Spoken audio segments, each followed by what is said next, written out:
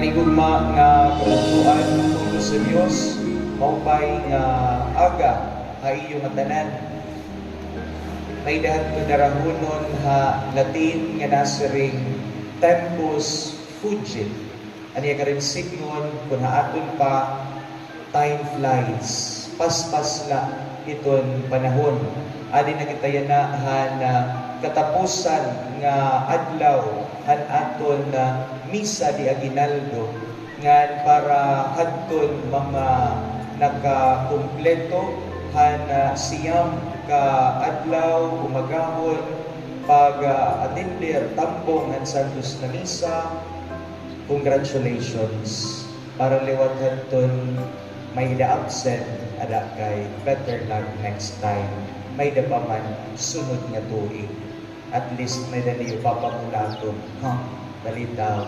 Unina, atun sa saurugon ang Vigilya, han Pasko, han pagkatawo, han aton manunugos. Nga, salamat sa Dios no nga aani kita yana nagkakatitiro sa sauro kinin Santos na Misa ana katapusan nga adlaw sa ringko ang aton pagpangandam antes naton sa urugon ang Pasko ang pagkatawo ang aton at manunubos. Yan siguro mga kabugtuan ang aton pag inanhi, pag sinakripisyo, no?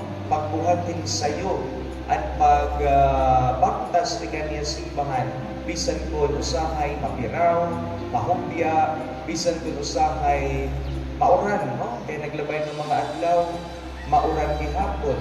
Yan na, salamat sa Diyos pag haupay-upay ng panahon, no?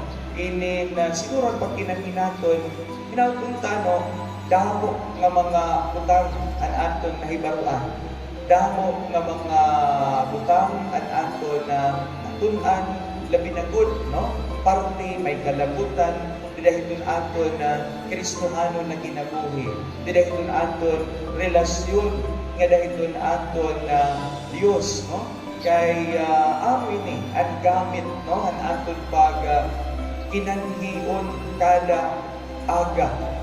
Kinanhi kita para matugduan hin mga butang nga may kalabutan ang aton Kristohanon nga pagtuo. We heard about the story of Joseph and Mary, no? Ganini nga mga tao, mga kabugtuan, inin damo ang ira igintuddo haaton, no? Ang ira kinabuhi, nagtuddo haaton hindamo nga mga butang nga saring ko may adak kalabutan nga dahiton aton Kristohanon na kinabuhi, nga dahiton aton pag-ukoy, no? Iton aton pagtuo. Ngayon, kung aton kikitaon mga kabugtuan ko kan Kristo, no? Kung aton kikitaon papamalanungan balik ang kinabuhi, hindi nga mga tao, tigang handaan na kasuratan, nga daan bako nga kasuratan, makakasiring kita nga ang Diyos agud matuman ang iya plano, naggamit hin mga tao, naggamit hin mga instrumento, no? Agud nga matuman ini nga iya plano hin pagtalwas sa aton, han pagpadarap han aton manunubos, no?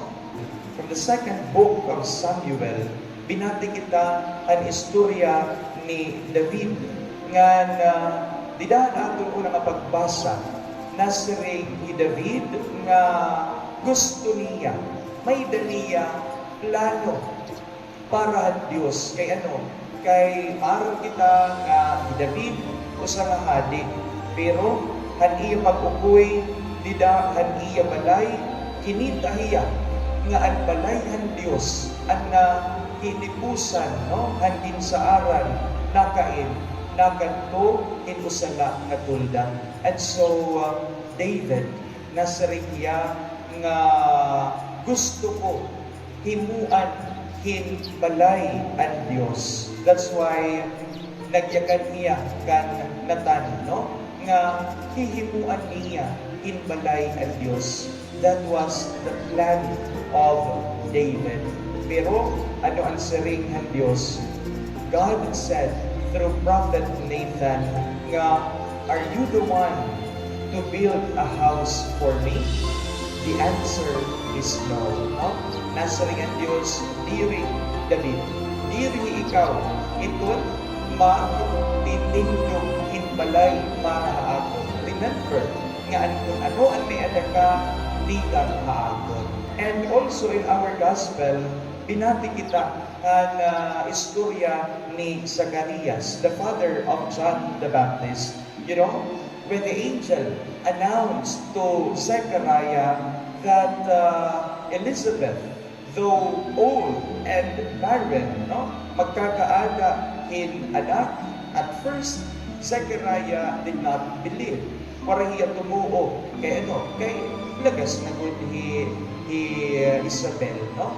Ngan urusahon nga magbuburod by Isabel kay Pauas, no? Ngan lagas niya, imagine na daw, ito na aton mga senior citizen din hingaan niya na baga magbuburod, baga malaw ay simbakula.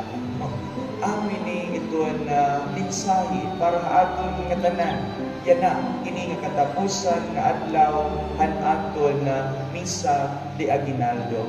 Let us try to forget ourselves, no?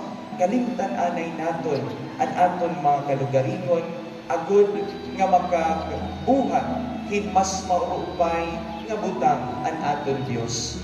Kay kung diri naton kakalimtan iton aton kalugaringon, kung uunahon na naton pirmi iton aton mga karuya, kung aton igi-insiste iton aton mga plano, mga kabugtuan, diri makakabuhat hin mas maurupay nga butang ang aton Dios. Kapag kadamo ka beses, dinahiton aton kinabuhi, angay naton kalimtan iton aton kalugaringon. We have to set aside our plans in life so that God's plan may be fulfilled. May mga panahon nga kinahanglan gud ipaligid naton anay iton aton mga karuyag, ipaligid anay naton iton aton mga gusto, iton aton mga plano para mas matuman ang plano hingya iton Dios. Kini ni mga kabuntuan, diri masayon, no? Diri masayon because instead of stepping back, usahay itatabo gusto naton mauna, no? Iton aton kalugaringon. Ngan I think mga kabugtuan, dako nga problema or mahingan to kita hakaratan no? Kung pinila aton mga karuyagon iton aton pagsusundot, no? Labi na gud kung unahon naton iton aton karuyag kaysa iton karuyag iton Dios. You know, we live in a culture that constantly tells us to put ourselves first. Nga kita permi dapat iton una.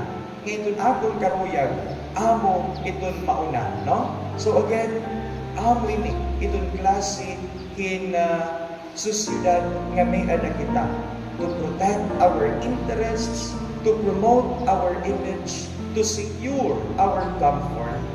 Again, mga kabuktuan, delikado ini para aton kay anuman, kay kung unahon naton iton aton kalugaringon, well, iton magiging sentro, iton aton mga plano, aton kalugaringon, diri plano iton Dios. And when God is forgotten, corruption begins, no?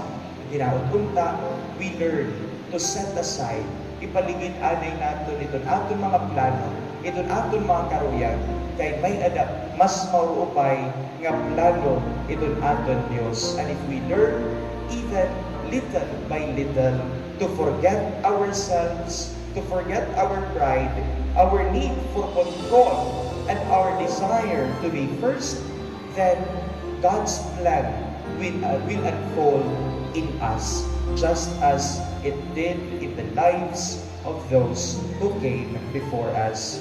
And that, my dear friends, is how the Lord truly comes. Amen.